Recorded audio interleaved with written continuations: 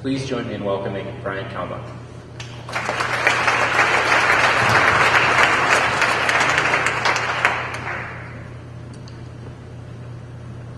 Hello. Thanks for having me and letting me be here. Talking a little bit about what we're doing at Gemvara. I thought maybe first be good to just take you through a little history, because everything that I've experienced in my life has really, taught, guided, and educated me into becoming essentially an emotional marketer. I always have my eye on making sure that we're doing things a little differently than the rest of the market is. So seize the opportunity that exists outside the norm. And we did that at Zappos.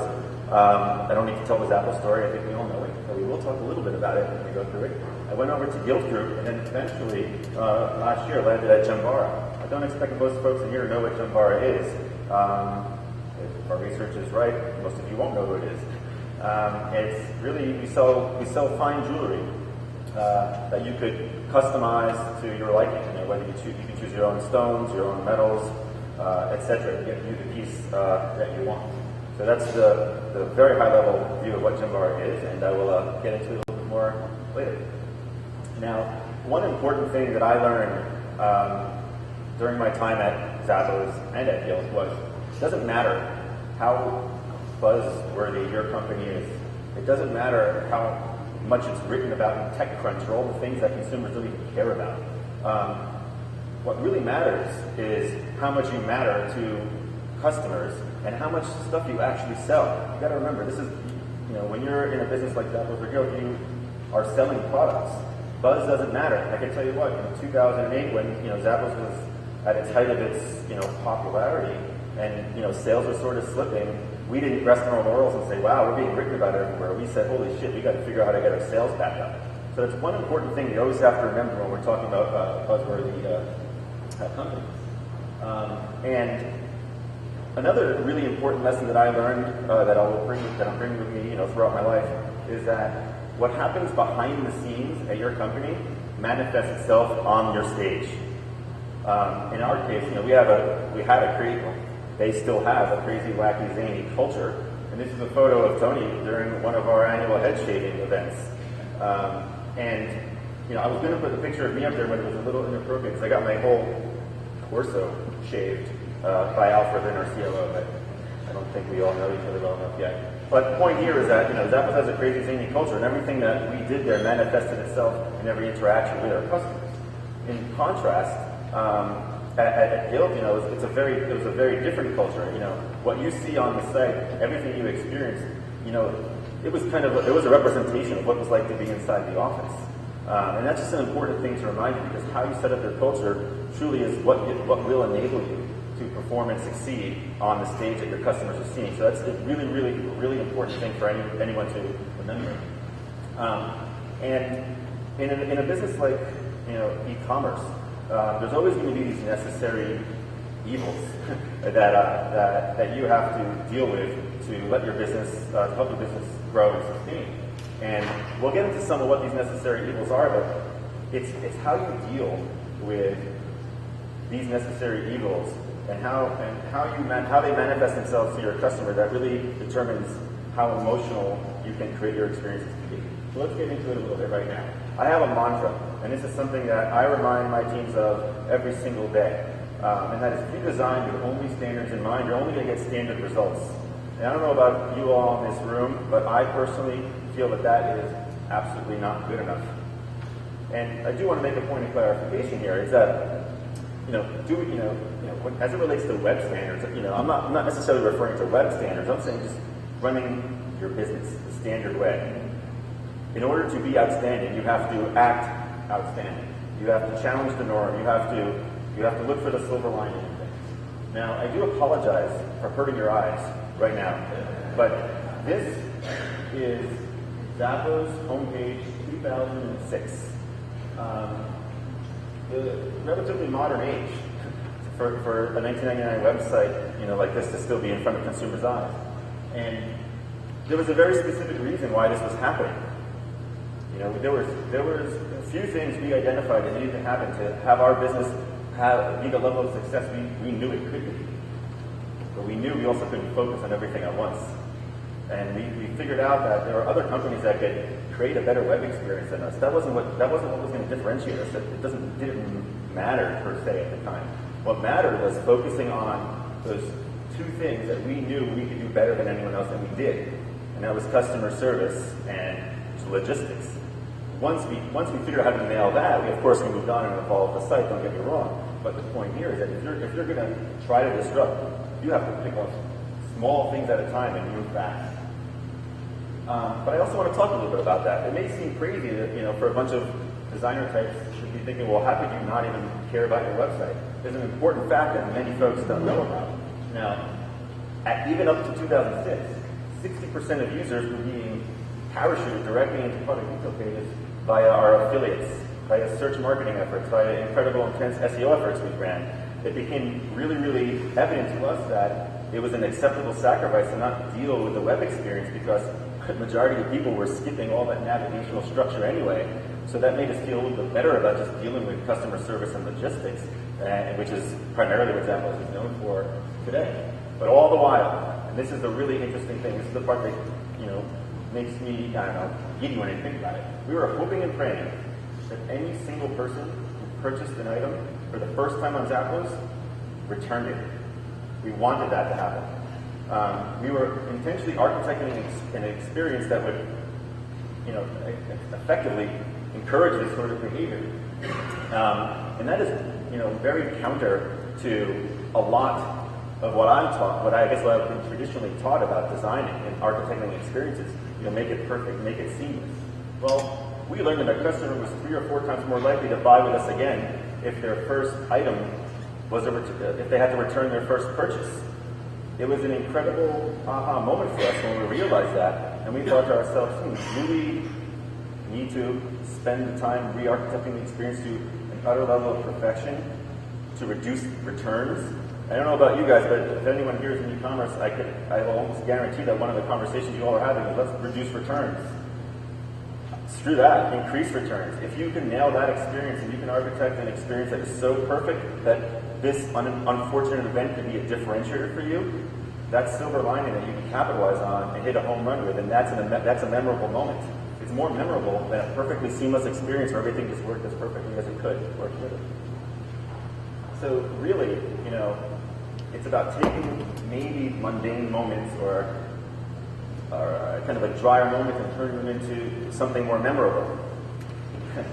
So I may offend people, so I don't necessarily mean to say SEO is mundane, but I kind of do. So if you're an SEO, I'm sorry.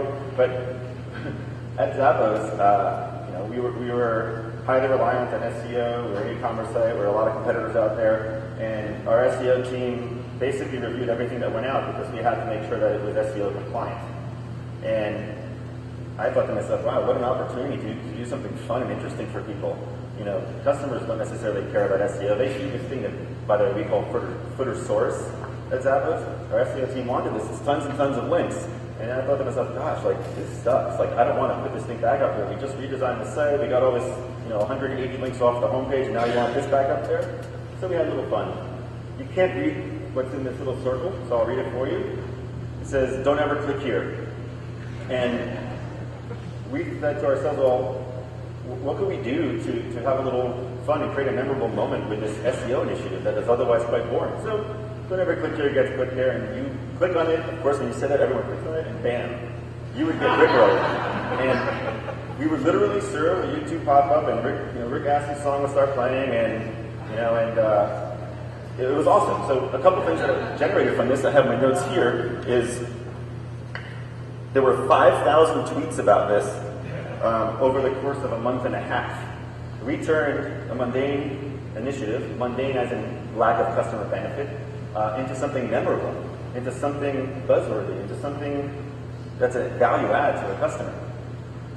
Another one that came from SEO, and I'm sorry to pick on SEO, sort of, is this thing that was called our dead product. So we would sell inventory on the site, and then once in a while we would retire a brand or retire a product. But our SEO team said, well, we got to keep that stuff up there so we don't lose the benefit of all the SEO juice we gained from it. And I was like, I don't know, I don't feel comfortable with that. There's nothing worse than someone saying, hey, you can buy this, and you get to the page and boom, it's missing, it's gone. So what the hell? Have a little fun. And if you put your mouse over this area, this little zombie would pop up. And all of a sudden, we had this, area, this experience on the site that was called our dead products area that also yielded some very similar results to our Rickroll thing, where we would get, this, not quite 5,000 tweets, but several thousand tweets, lots of buzz, written up in magazines over having a little fun with our experience and doing something unexpected with something otherwise less appealing. And I want to kind of just segue quickly into Gemvara, which is what we all want to hear about. And our opportunity really is based around this statement. Close enough doesn't have to be good enough. So let me explain that. Most people, it's in the high 80%, I apologize if I don't have an exact number, who were surveyed, who bought an engagement ring and gave the response, I got almost the piece I wanted, but not exactly. And the company was started based off of that philosophy. How can we make sure everyone gets exactly what they want in an easy way?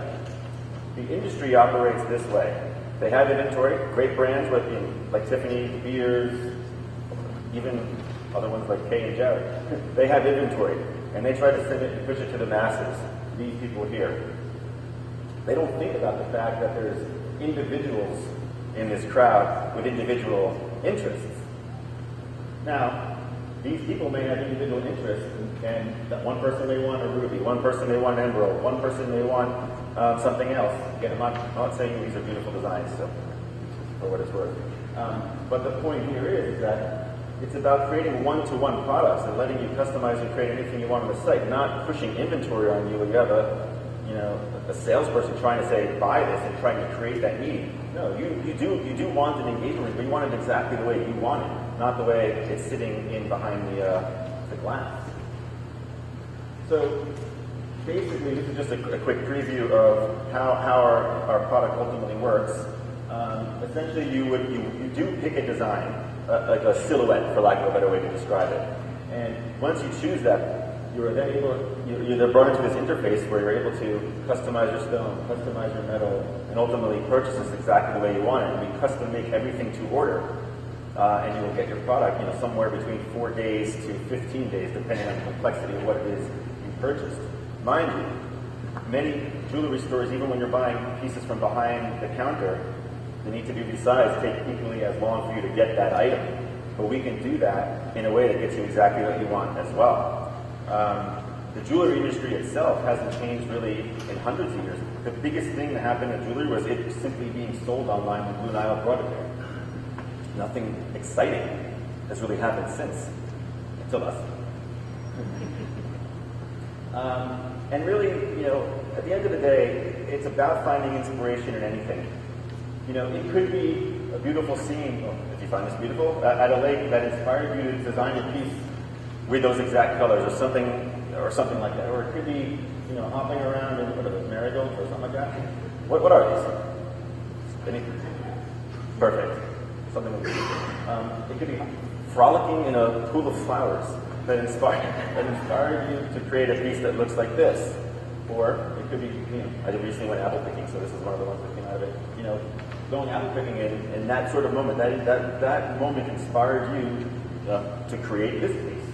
But of course, there's more emotion to it as well. Really, at the end of the day, it's usually someone else you're buying a piece of jewelry for. So maybe there was a special moment here, a guy is having with his girlfriend, jumping up and down over this red balloon, that inspired him to get this ruby ring. Or it's just, two people goofing off, and that's the inspiration for the creation of their ring. So what you're seeing here are just kind of works in progress as we're working through redefining our brand so we can bring it to market in a more cohesive way. The biggest challenge we're having now is that the jewelry industry has set the standard. People, like to go and do price comparison shopping, and they are used to being sold inventory. We're having a really hard time making sure everyone truly understands that really this is a place where you have to forget everything you've been trained in jewelry stores. This is a place where you can get exactly what you want and create it to your liking. So this is also basically a statement that I preach to my team and try to make sure I carry with me in everything that I do. You got to give your users a reason to remember you, and acknowledge the fact that often the best opportunities to create memorable moments live outside the traditional realm of beautifully designed experiences. much like we did at Zappos with the returns, for example. So I want to quickly, before I depart and move on for the next speaker, also basically say dogs delight. I'm not sure when Jen was here, I wish she would have brought it up, but April Fools this year, they did Warby Parker, which was a total freaking awesome funny joke. If you went to warbyparker.com, it reloaded Warby Parker, and there were a bunch of dogs wearing glasses. I wish I had thought of that, but unfortunately I didn't. All I thought of was a site called dogstiltingtheirheads.com, which is if your dog tilts their head, which many do, upload it there. If you like to dress your dog like a human, go to dog version. In New York City, at least, I'm sure maybe it exists here too. I don't know, like everybody who's walking their dog is wearing the same thing that their dog's wearing. And I saw that and I thought to myself, not literally the same thing, but the same style. And that's when I had a light bulb go off in my mind. And I was like, oh, this would be a cool business idea. So we did it. And then another one called Dogs, which is a dog photo share now. But another thing that always delights people, share. I don't know what it is. I have an unhealthy infatuation for a straight man of share. And I created share.it because I was bored one day. And I will be leaving with that and say thank you for allowing me to be here and let's welcome the next person.